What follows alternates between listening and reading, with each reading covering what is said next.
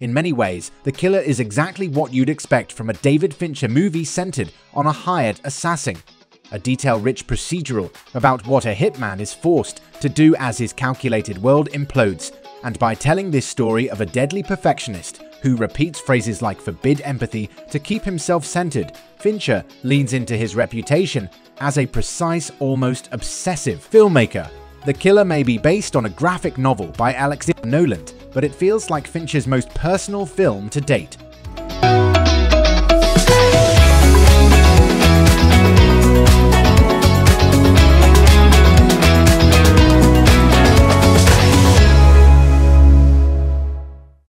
Another soulless monster.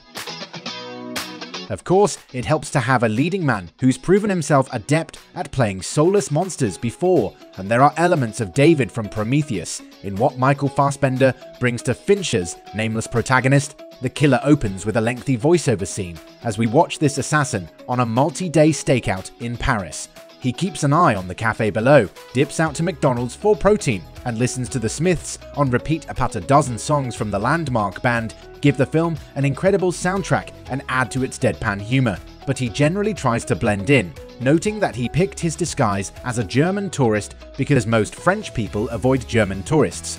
In this character-defining prologue, Fincher and writer Andrew Kevin Walker set the pace that nothing is rushed.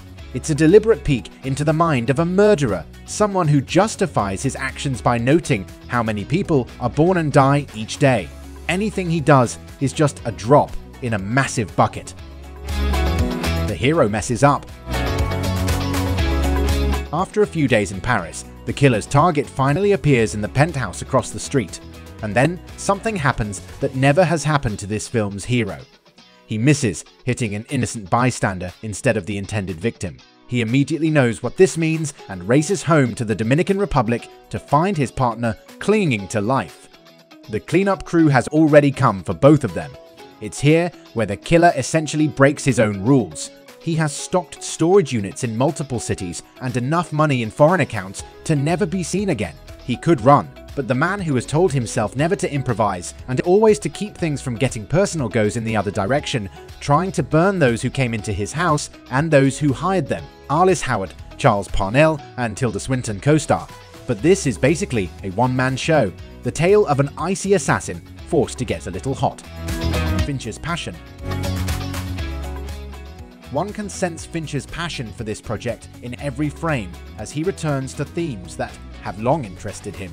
Obsession, perfectionism, and power. It helps a great deal that he brings along several of his most accomplished collaborators, including cinematographer Eric Messerschmidt, editor Kirk Baxter R. The Social Network, and even Trent Reznor and Atticus Ross to handle the score. On a technical level, The Killer hums like few films of its type in recent years, just because of the pedigree of the team behind it.